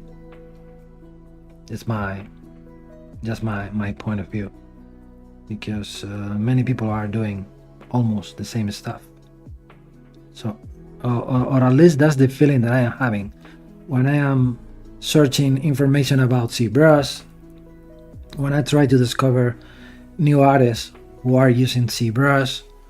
When, for example, you go to Arstation, for example, then there are many people doing the same thing, almost the same thing. For example, you go to ZBrush Central, most of the people are creating monster creatures and stuff like that. I am not saying that I don't like them, but from practical point of view, maybe we can say it is not going to be the better option. Getting into a business where that it's so crowded with so many people making the same stuff or almost the same stuff.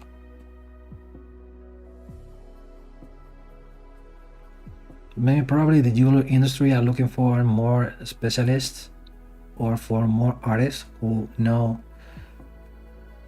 how to use what happens here, ZBrush for jewelry designs. So the only thing that you need to learn is the job, the work itself, in terms of the technical aspects necessary for being applied to your commissions.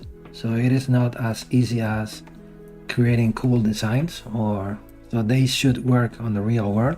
And when we are talking about jewelry, there are many different aspects to cover.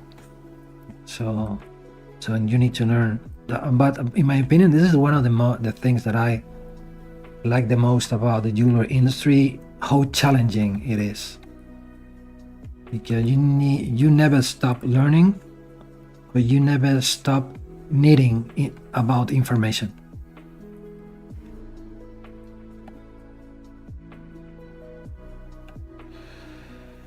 I'm not sure what I'm doing here.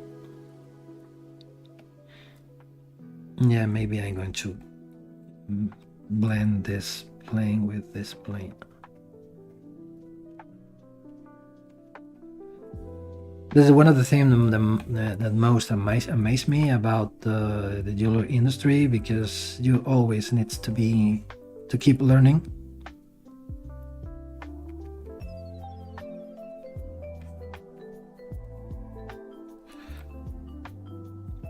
Of course, we should be focusing at the beginning on something specific, and when we are talking about ZBrush, we are talking about most of the time organic jewelry design. For example, you can start designing or making skull rings for motorcycles, clubs, and stuff like that. You know what I mean? So where you have more room for creativity, where you can connect your taste about monsters and about creatures with jewelry. So the only concept that you will need is to know that you are working with the proper scales in terms of wear the ring properly. So you can start designing your own rings, send them for printing and send them for casting, and start taking photographs from your design and start building your own website for exposing and for promoting your work. And probably some people will reach you asking for commission or asking for buying your designs. When we are talking about silver, we are not talking about gold or precious metals. And that is a field where skull rings and motorcycle clubs rings fix perfectly. So it is not a very expensive business. So the silver is not very expensive. But today we can say yes, but it is not expensive compared with the gold, and it is easy to manufacture, I think, or easier to manufacture than gold or than precious metals. That could be a good start point, connecting both worlds.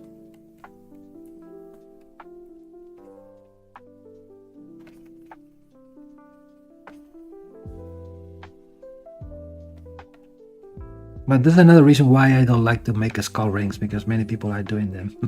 But it's a very fun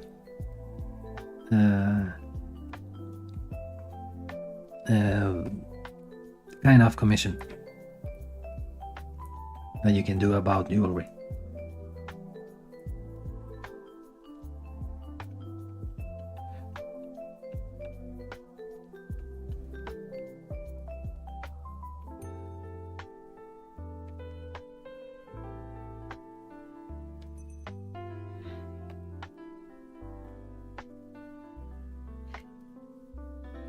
Thank you for you're welcome.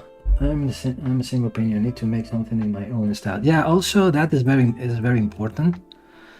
But trying to find your own style, but well, it sometimes is very difficult. Even more if if the market is very defined by a specific style. So it doesn't matter that you are creating a unique style.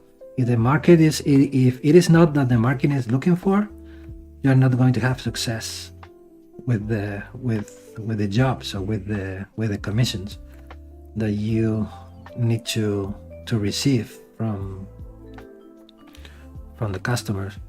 But yeah, trying to find your own style, or at least maybe you can start trying to match the existing style on the market.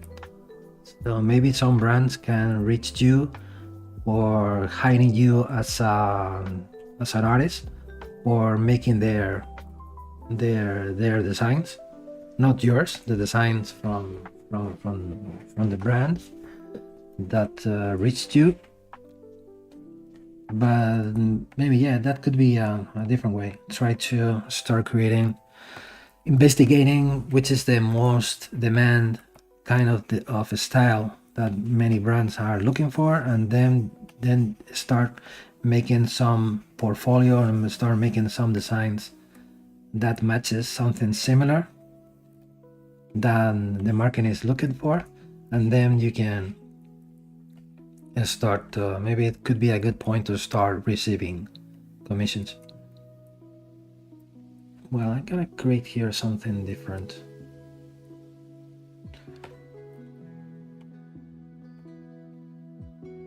Because this is a very nonsense. Let's see what I can do.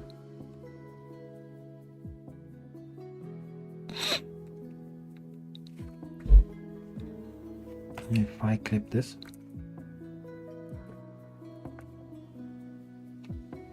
Yeah, something like this. Well, no. Maybe I'm gonna use a brush. Very useful for this kind of a style that we are doing is the chisel brush, where you start from C, chisel brush, this one, chisel brush, where you can create a very good defined curved surface Let's reduce the lazy radius, something like this with a big brush size. Start creating something like this. Okay, we're gonna need more polygons so we can subdivide this mesh. Maybe if we create something like this. No, maybe an opposite scroll to the one that we have on the top. Okay, maybe let's create something like this.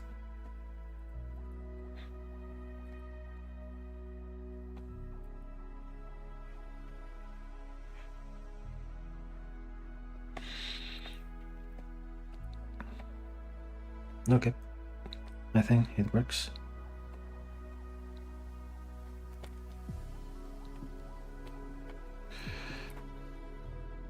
I think I should start with something that I want to buy while this quality is low, something like figure about my favorite films. Yeah, could be a good choice.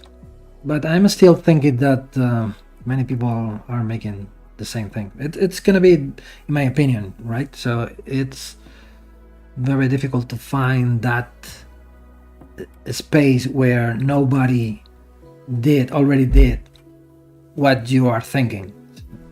You know what I mean? So even more, you will start talking about films or stuff like that. Even more, because you never know. The market is huge about artists and about people who are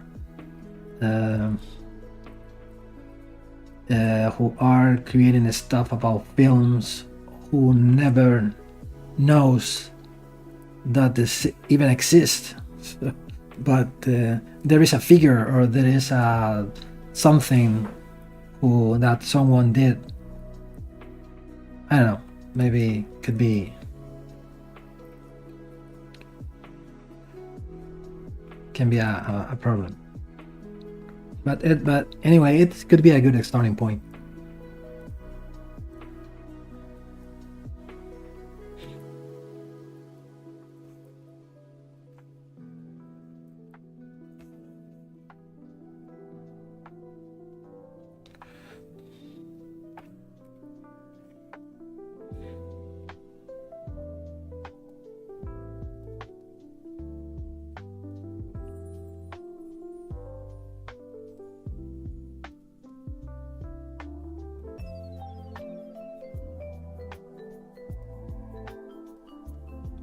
But it's very difficult to find unique and original stuff. I mean, but anyway, everything needs an starting, so it's just a matter of, you need to try it instead of thinking about, or keep thinking and doing nothing. So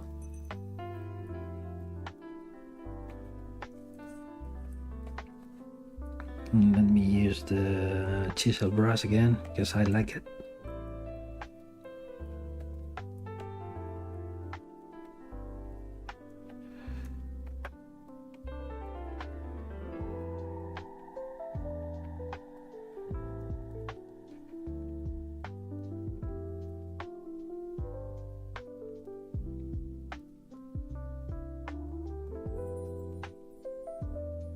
Okay, let's see what we can do. The top part is gonna be important because it's gonna be visible when we are wearing the bracelet. It's gonna be a very important part because we're gonna see it anytime when we are wearing the bracelet. So it's, for example, the bottom part, it's not going to be so important, or even the sides, but what happening in the top, it's gonna be important. So let's try to create something interesting on top. I already see this kind of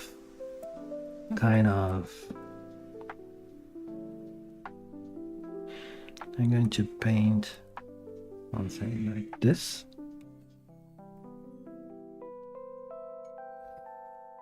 Let's extract it. Let's say accept.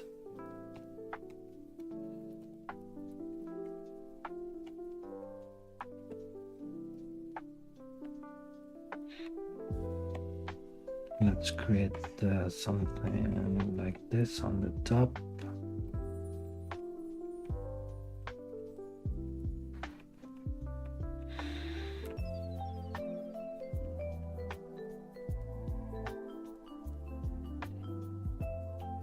Also nice, Sculpting, it remind me Japan, Inu.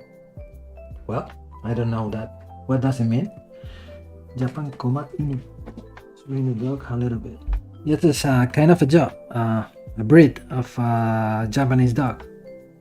I was trying to make a wolf, not the dog, but okay, I know what you mean. Yeah, it could be cool, but I don't know that breed of dog. Oh, that's it.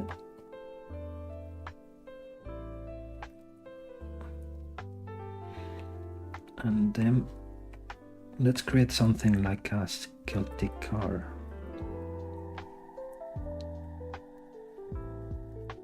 Nut or something.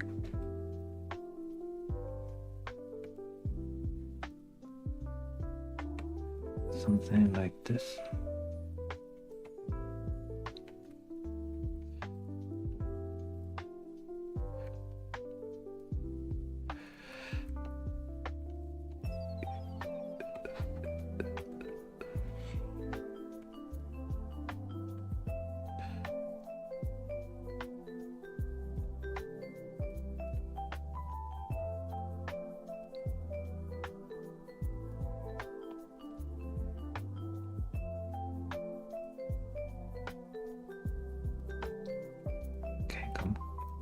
Come here.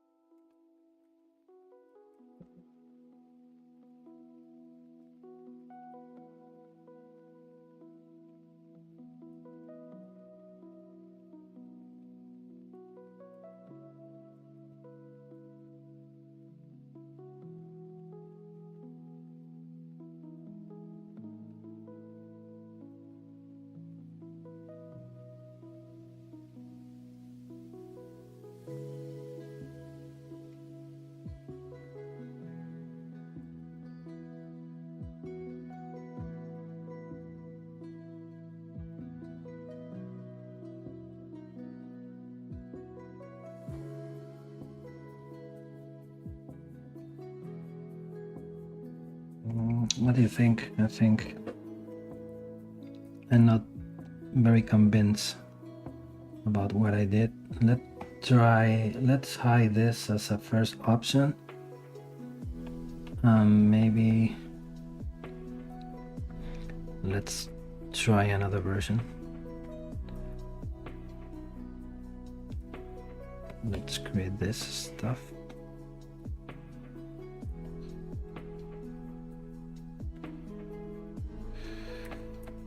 Here.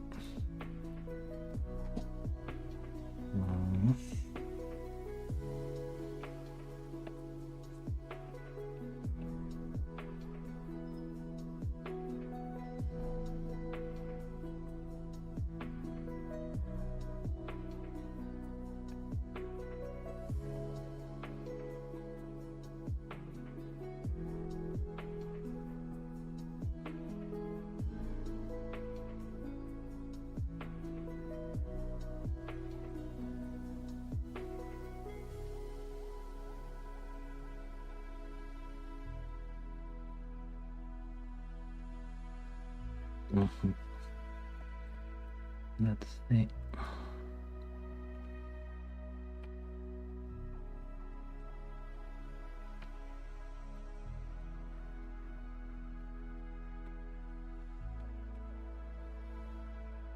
I think I find this more interesting.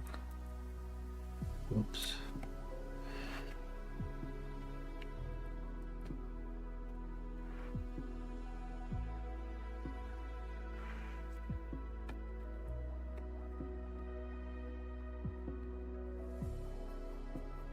Yep.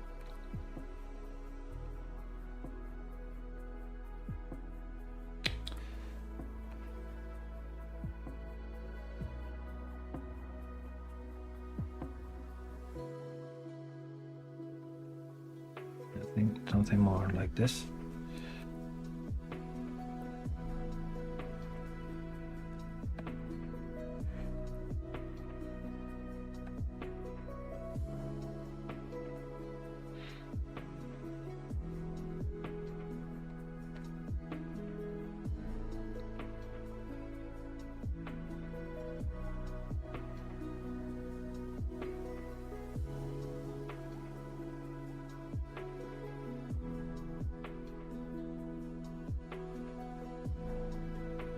Okay, let's create a new mesh with, as usual, same, give groups.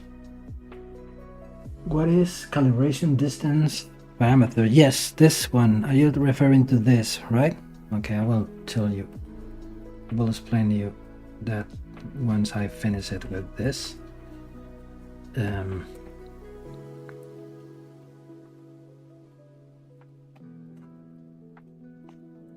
It's a setting related to the transpose line. It's very useful when you need to calibrate a custom distance. I will show you how it works. It is there in my custom interface because I was using but a long time ago, because being honest, I didn't use it since a very long time, but can be useful in many cases. I will show you something about it. Just hold on 1 second, because maybe I like how it looks like as it is now. This.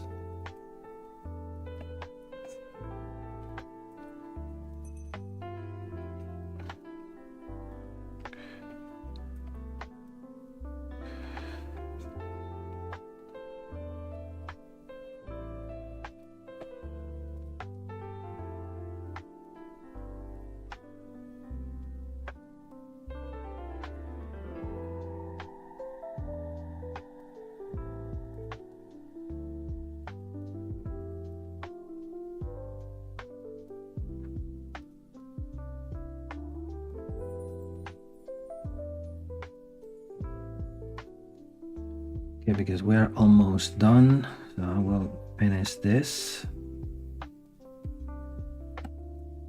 like this, and I will explain you what does the calibration distance means. Okay, we can also, for example, if we change the color of the base, we can change it to the darker color like this, fill object. And this, as you can see here, what I mean, maybe a even darker gray.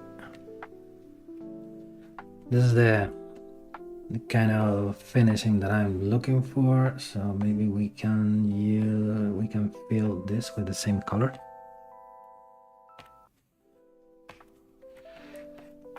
Right, this is the kind of finishing when the recessed areas. Okay, there are still some parts necessary for being polished or clean it, but you can see now clearly the idea. So on the next streaming we will finish it probably.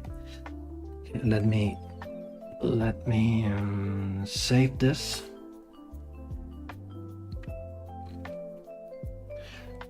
The calibration distance. Okay, let's see, for example, let's go to the light box, and for example we can grab the Nikki human male, this mannequin, for example, as a reference. For example, you can see here, we select the body. This is the body, and we go to the scale master. For example, this is a very good example, as we were talking about it before, about the 3D characters for 3D printing, or miniatures, or character who needs to be 3D printed, or collectibles, or miniature, whatever you want. For example, you can start using sculpting with ZBrush. You can see this from a mannequin like this one, when you have an anatomy already made. So you just need to start refining the anatomy, adding the elements, add the clothes, armors, weapons, and so on. So the first step to take is knowing how big is this, and you set the scene scale. This is we talk about millimeters, This is a 100, this is 19 centimeters tall from top to bottom. If we send this for printing, we will get a figure of almost 19 centimeters tall from the feet to the head. So for example, let's work in millimeters. So if we now go to the head and then you start taking the measurement of the head from the chin to the top of the head like this, you can read it here on the top left corner. It is 23.2474 millimeter. So this is the distance of the head. For example, you start working from the basic male anatomy mannequin like this, and you need to transform it into a monster, into a child, for example, into a dwarf or whatever you need. What you can do is, most of the time the miniature companies has different scales related to the different creatures, for the humans, for the dwarfs, for the elves, for the, I don't know, for different creatures. So most of the time, the way that you can measure how tall they are, it's in heads, in terms. So we are talking about an amount of different heads. For example, we talk about, in this case, it should be around, let's see, we duplicate this, we split the head from the body like this, split mass points. ZBrush is telling me something. The mesh has layers. Okay, let's go to the layers and remove all of them. So bake them all. So bake up. Okay. So it's split mass points. So we have a head and we have the body. If we send the head to the right, we can start going here. We can put one head here, another one head here. Ooh, almost one here. You can see the distance of this mannequin is 1, 2, 3, 4, 5, 6, 7, 8.5 heads. For example, if someone is requested to you and a smaller, not so tall character of composed by 7 heads, you can take this tube tool, remove the necessary heads, and then it's gonna be a scale reference to work with, to knowing that you are setting the scale properly compared with a human. But what you can do with this setting, you go to the preferences. Let's select the body, and let's hide the heads. Let's remove the hair. For example, what you can do, for example, this, you can start zooming in here, start using the transpose line from the top of the head to the chin, maybe more precisely here, and then you can go to the draw options. Let me remember, what is this button? It is transpose units, path button is path preferences, transpose units, calibration distance. Okay, you need to go to transpose units, and here you have the calibration distance. Now you can see the number of the calibration distance matches the measurement we took before, about 23 millimeters. You can see it is 23.54367. So that means that now the calibration distance is 1 millimeter. So when we are taking measurements, we are taking the distances in millimeter. But for any reason, we need to calibrate this distance instead of 1 millimeter to a 1 head distance. What you can do is go to calibration distance and change this value, change to 1, and then you can set the units here, and then a text box appear when you can see a head. You can type in head, and now you can see here read on our top left corner that we are measuring 1 head. From this point to this point is 1 head. So if we zoom out and we start trying to take the same measurement from the top of the head, here you can see here it is taking to us the same distance of 8 heads compared with the another measurement reference that we took. So for example, if you want to make make a duplicate here and make a body this screen smaller, you can put this here. And this new character measures, it is 6 heads tall instead of. So this is a way where you can change the units of measurements inside of ZBrush when you are using the transpose line. You also can calibrate the distance, but you also change the name of the measurements that you are using. And that's the reason why you have this parameter here. But being honest, there is a lot of time since I don't use it. In jewelry, I always use the 1mm calibration distance by default in ZBrush. Okay. So we are done for today. I will keep working on this in my free time, and I will see you here probably in August, because I used to stream once a month. So I will be here again in August, finishing this. I'm not sure if finishing this bracelet or starting a completely new design. So thank you everybody who have been here. Just want to see you, give you information about my LinkTree. I was referring to it before, and just in case you are interested, you can go to my Patreon page and you can become one of my Patreons if you want. The fee is very low. It's about $7 or €6, or paying that once a month. You will have a huge content about jewelry design with ZBrush, when you will have tutorials, resources, and you will get access to a specific forum about ZBrush and jewelry, where you can ask questions. I will be there answering your question, giving you my advices, and guiding you through the journey with about ZBrush and jewelry. So just in case you are interested I will copy this link and paste it on the chat to all of you if you are interested. And again, and I will see you here next month with more content about ZBrush and jewelry. So thanks to all of you, and bye. See you.